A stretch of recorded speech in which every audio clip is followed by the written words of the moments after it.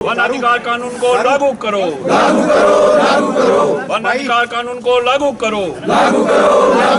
किसानों की बेदखली नहीं चलेगी, तालाबंदी नहीं चलेगी, किसानों की तालाबंदी नहीं चलेगी। वन अधिकार ग्रहण कानून करो, लागू करो, लागू करो। भूमि अधिग्रहण कानून लागू करो, लागू करो, लागू करो। भूमि अधिग्रहण कानून लागू करो, लागू करो, लागू करो। अधिग्रहित जमीन का 4 गुना मुआवजा देना होगा, देना होगा, देना होगा। अधिग्रहण की गई जमीन का 4 गुना मुआवजा देना होगा, देना होगा, देना होगा। किसानों की बेदखली नहीं चलेगी, नहीं चलेगी, नहीं चलेगी। किसानों का नियमित सरकार किसानों की बेदखली बंद करो, बंद करो, बंद करो। वन अधिकार कानून लागू करो, लागू करो, लागू करो। वन अधिकार कानून लागू करो, लागू करो, लागू करो। मेरा नाम जयशिव ठाकुर है और मैं राज्य कमेटी सदस्य और सुमटी इकाई का सचिव हूं।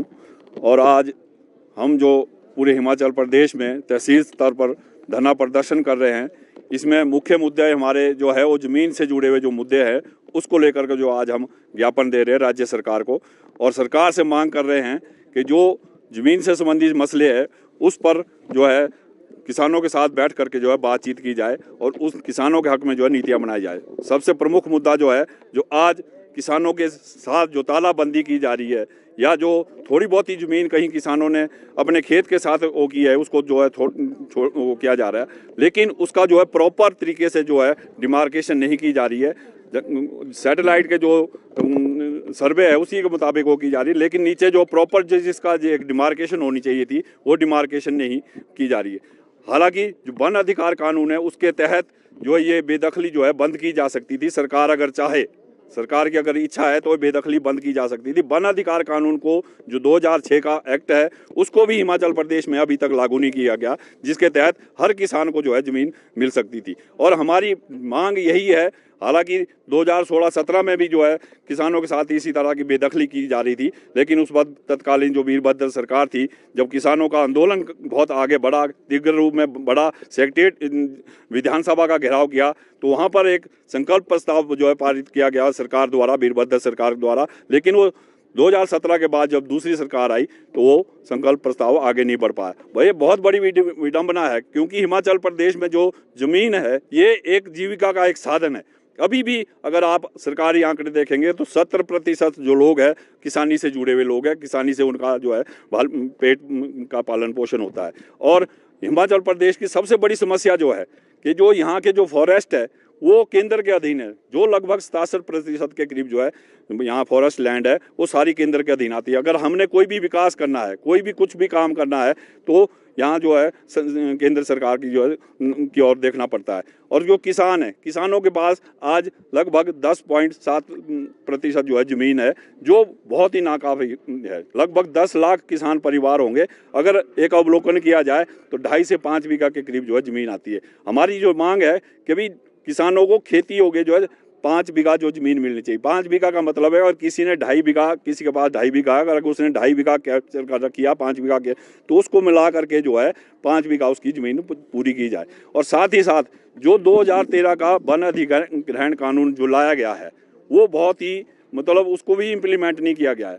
हमारे अगर यहाँ पर देखें जो कई हमारे साथ जो आए हुए जिनके भूमि का अधिग्रहण किया गया है, उनकी जो है प्रॉपर डिमार्केशन नहीं की जा रही। जहाँ से इच्छा मर्जी वो सड़क बना रहे हैं और उसका जो मड़ुआ है, जो वहाँ के स्थानीय जो सोर्सेज है उसको ख़त्म किया जा रहा है। इन सब डिमांडों को लेकर के आज हम पूरे हिमाचल प्रदेश में जो है ये धरना प्रदर्शन कर रहे हैं, और ये आगे भी जारी रहेगा, क्योंकि आने वाले समय में अगर सरकार सचेत नहीं हुई, हिमाचल सरकार सचेत नहीं हुई, तो हमारे को एक उग्र रूप इसका जो है लेना पड़ेगा। और आने वाले समय में जो बजट 17 मार्च में सरकार का होगा उसमें मार्च 2 जो है सचिवालय किया जाएगा, और इसमें अन्य संगठनों का भी जो है मदद ली जाएगी, क्योंकि ये आम जनता से जुड़ा हुआ मुद्दा है, रोजी रोटी का हमला है। अगर हम शिमला शहर की बात करें तो यहाँ पर भी जो ढारा है, क्योंकि रोजी रोटी सबने कमानी, और ये अधिकार हमारे को संविधान ने दिया है।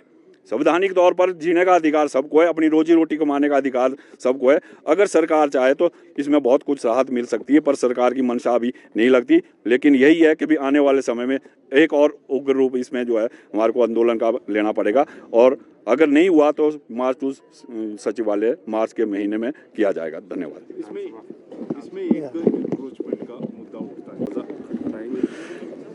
देखिए, सबसे बड़ी बात तो ये है कि भाई अगर सरकार, क्योंकि कानून जो है वो जो है हमारे विधानसभा में और लोकसभा में बनते हैं, अगर सरकार चाहे तो हमारे पक्ष न्यायालय में रख सकती है, क्योंकि सरकार को रखना चाहिए। जनता के सरकार तो कर नहीं रही है, तो क्या आप न्यायालय जाएंगे? नहीं, हम तो आंदोलन के दबाव बनाएंगे सरकार के, क्योंकि सरकार ने कानून बनाना है, सरकार ने कानून बनाना है। सरकार जाए, हमारी पैरवी सरकार करे, क्योंकि किसान जो यहाँ पर आए इतने पैसे वाले किसान नहीं। अगर अब सुप्रीम कोर्ट जाना पड़ेगा किसी भी किसान को, तो छोटा जो किसान है हमारे यहाँ पर, आपको पता है 1-2-2.5 बीघे में कितनी एक फसल होती है। ज़्यादा सब्जी उत्पादक है, कुछ एक चलो सेब उत्पादक है, लेकिन वहाँ पर एक ही पेशी का 2 से 2.5 लाख रुपए देता है। तो इतना बड़े किसान यहाँ पर नहीं है, इसलिए हम तो सरकार के ऊपर दबाव डालेंगे कि जो सरकार ने बड़े बड़े जो यहाँ पर हमारे एडवोकेट जनरल रखे हुए वो पक्ष रखे, और रखने को भी कुछ नहीं, सिर्फ एक लाइन है। अगर वो ये लाइन भी न्यायालय में जा करके बोल देते हैं कि भाई जो वन अधिकार कानून है उसकी प्रक्रिया जारी है, तो ये सब जो बेदखली है रुक सकती है।